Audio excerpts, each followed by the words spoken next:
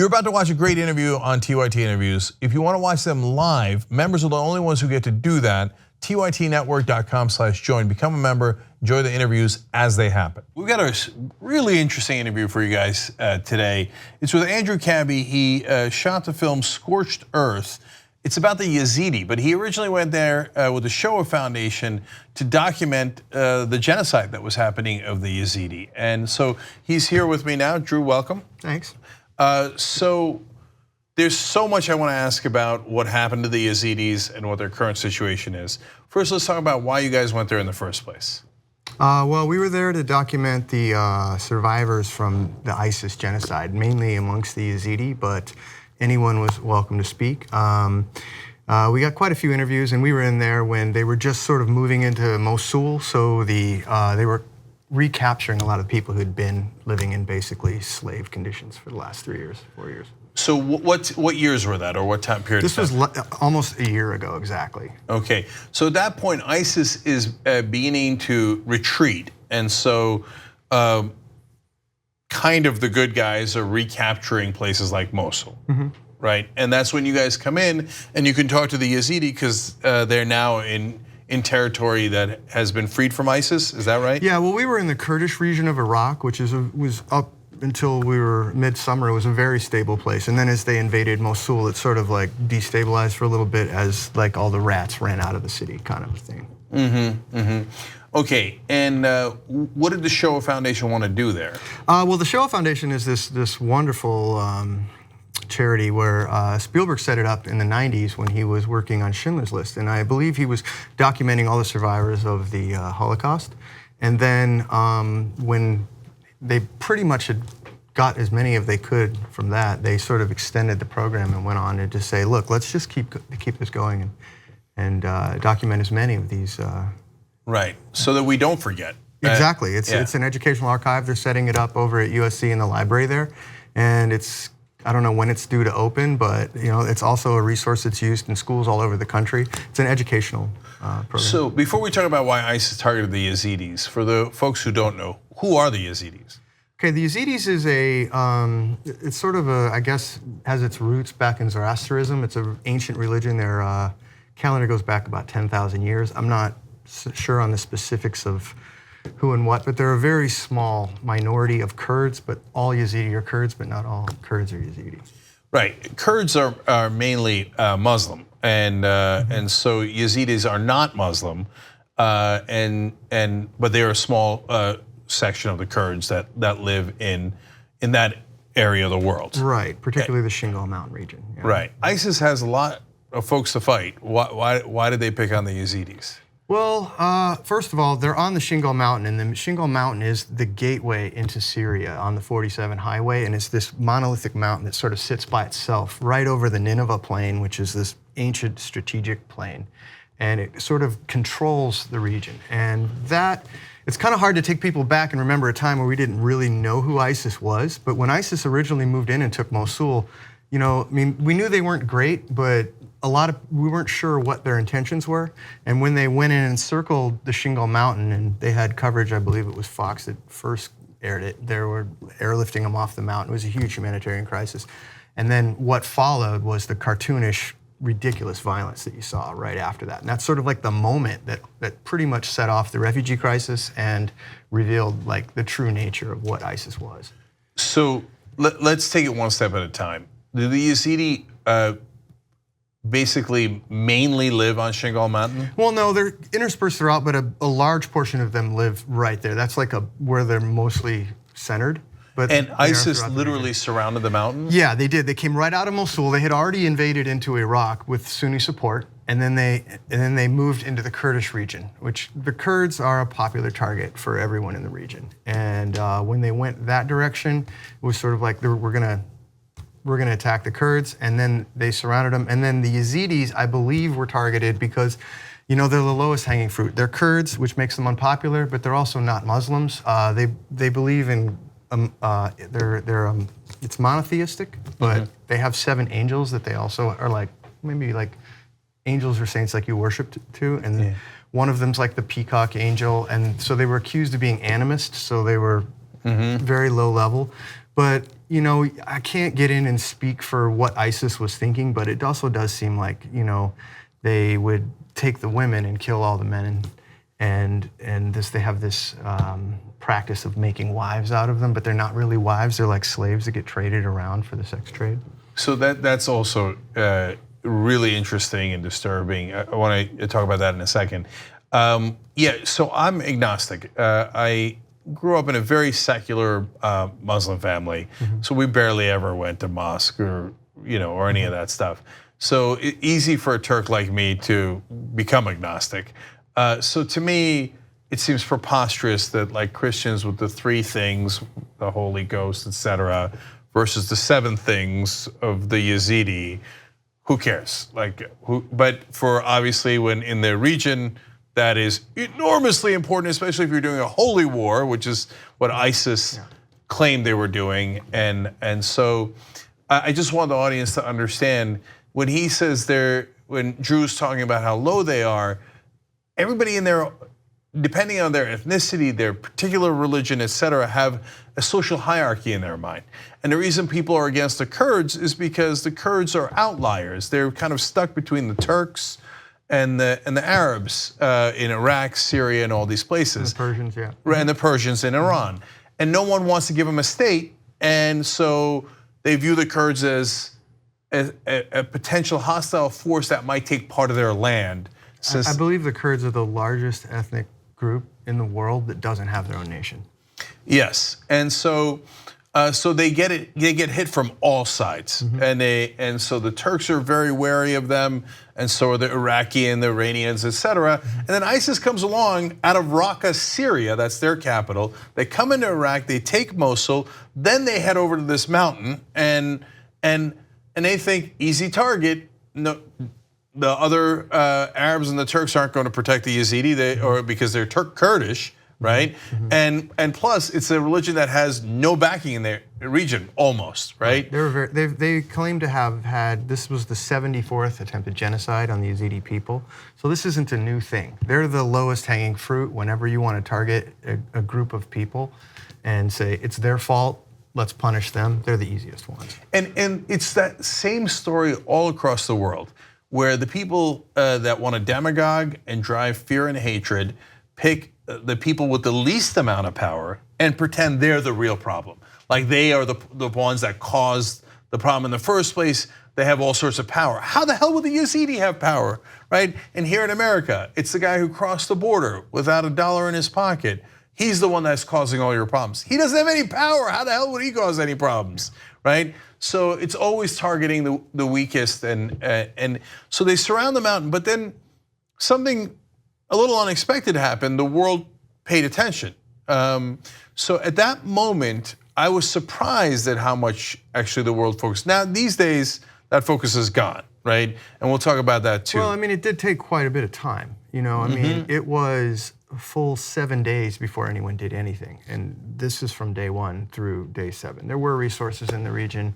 The Peshmerga, which is the Kurdish army, they were falling back under this onslaught. I mean, the other part of this is that when they came out of Mosul, they had just captured roughly $1 billion of US war equipment and had been learning to use it. And then they were ISIS, employing, ISIS was using all of this against this regional protection forces. And it's actually quite an amazing feat that they were actually able to hold them from taking the mountain completely, and were able to get all these people out.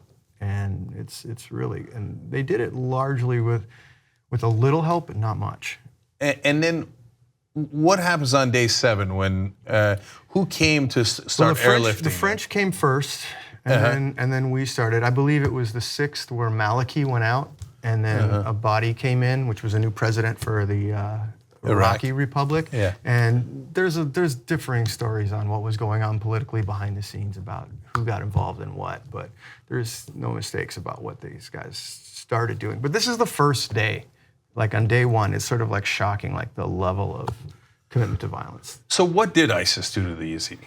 Well, they killed as many men and a lot of children. I mean, the stories are just ridiculous. I mean, I can't even describe what you learn. But fundamentally, they kept all the women between 12 and 35 and turned them into sex slaves, and everyone else they killed.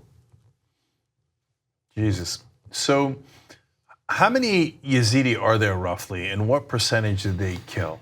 I'm not sure on the exact number of Yazidis. It's really hard to get good figures, but it's not more than a few 100,000, and maybe up to close to 1 million. And they killed. There's really big disputes about the number that were killed, and it's really hard to get a figure on it. And every time you try to nail one down, you get into a lot of trouble. So I'm not sure I want to say, but they killed quite a few. And without the Kurdish region to fall back to, it would have been even worse, I think. So where did they take the woman after they captured them? Back to Mosul. The stories are varied. There's some that are still in Syria. There's a lot that are still in Syria. We don't know where they all went. Some have been in Turkey. It's hard to decipher how far they spread, but mainly in Iraq and Syria into those regions is where most of them ended up.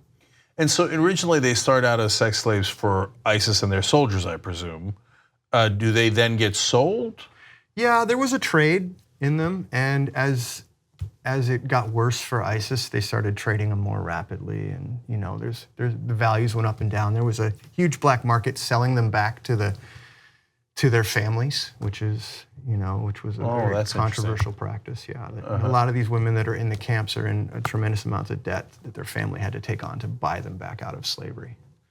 Wow. So the reason why it's controversial, I imagine, is authorities don't want you to do that because it encourages taking more women.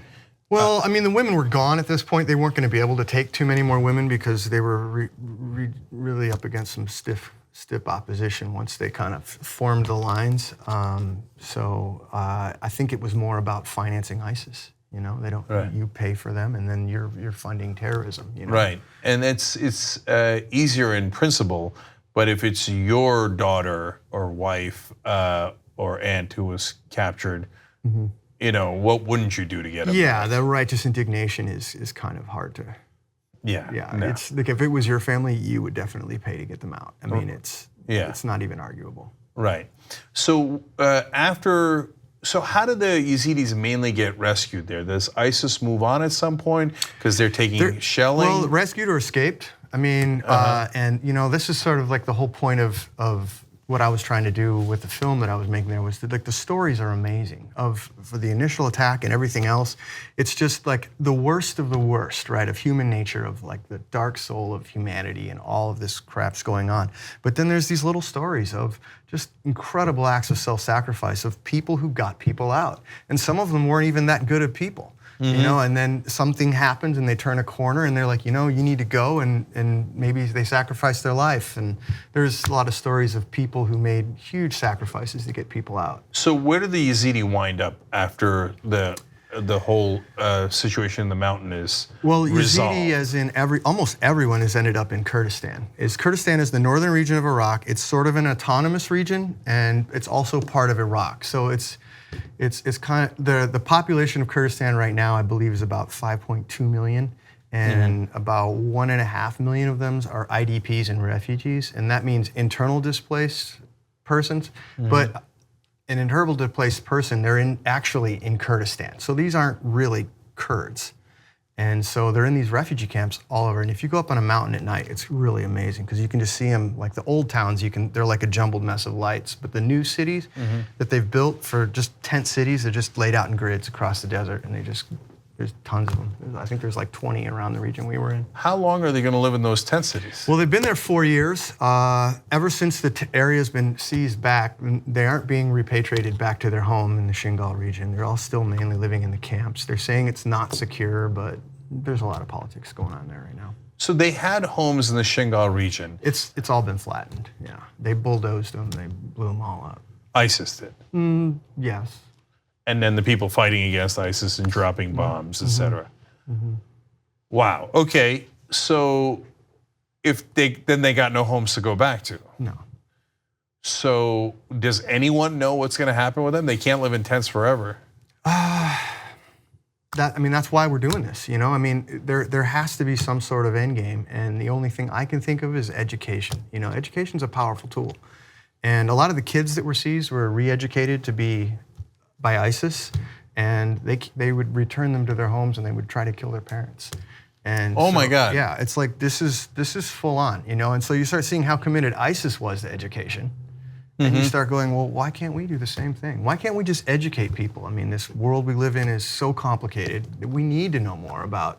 We don't get the good old days of a Cold War where you just have black and are you a commie or are you not a commie? Okay, cool, you get your own country. It's like, there's a lot of things we have to understand now, and that's really all I can say. Now, you want to talk about complicated. This is partly an unanswerable question, but who are the good guys in this story other than the Yazidi?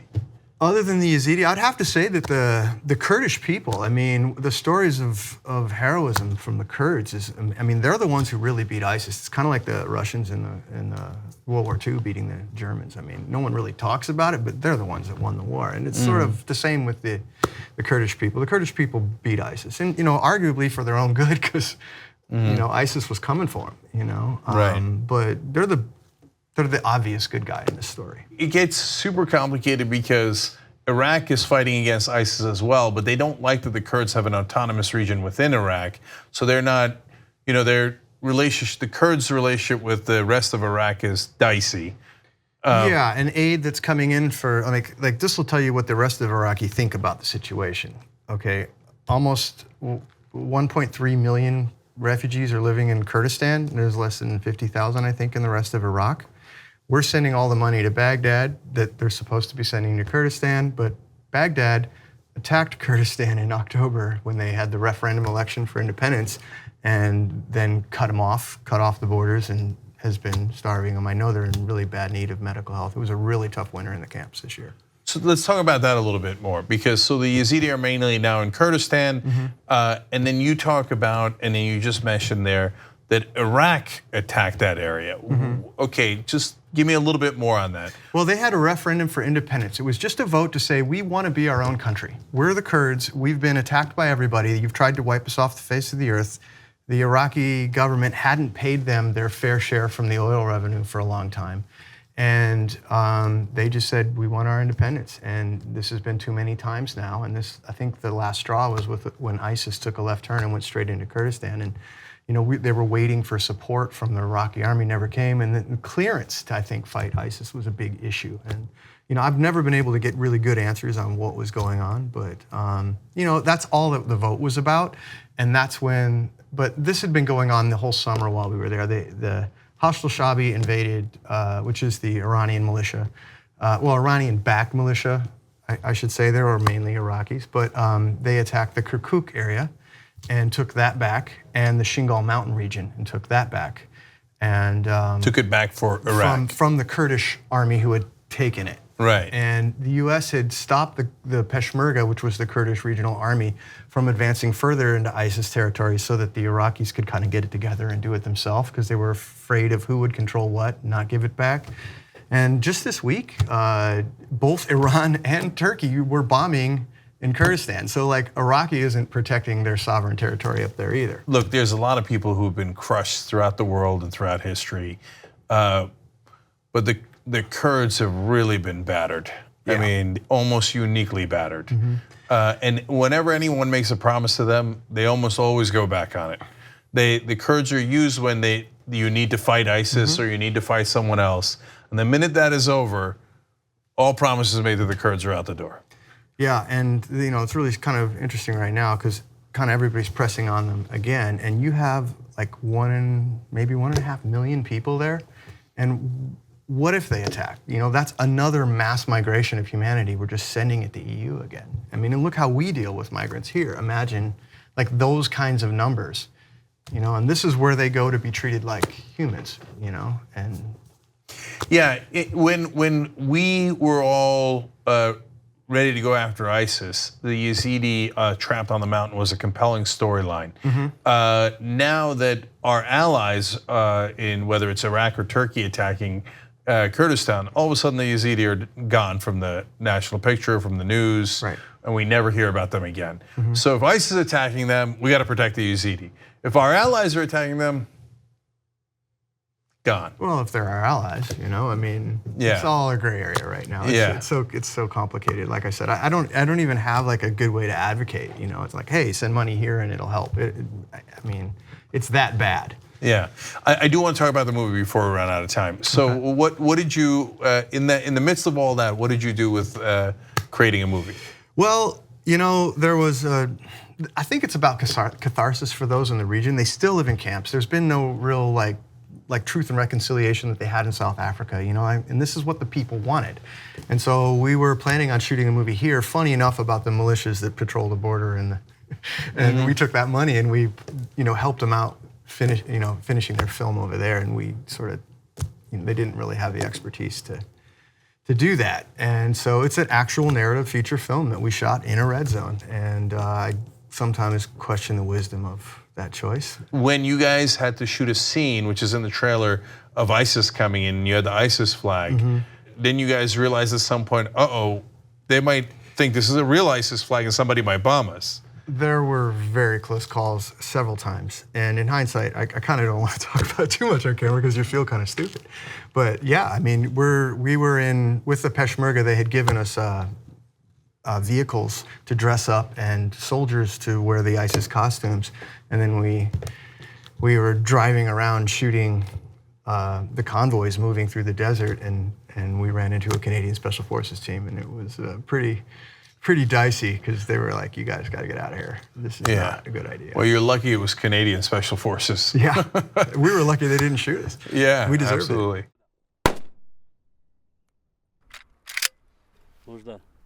زين شو مطر علي من مافي؟ نا. ما هفتي سيجارة. فرمان ستين سرسري زياد بين زياد خلاص كن. مجي تيز بعلم مسلحي. ناكرنا. منابت بعلم مسلحي. مذبت بي تختور. يعني بي مهندس. بابا دمر.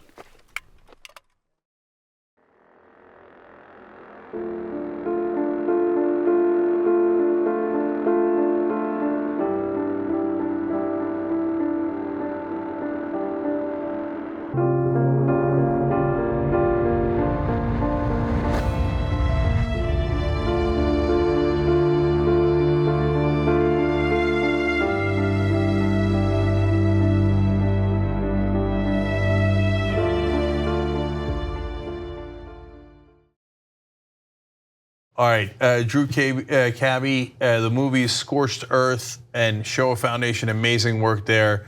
Thank you for at least being a voice for the voiceless. Well, thanks for having me. I appreciate it.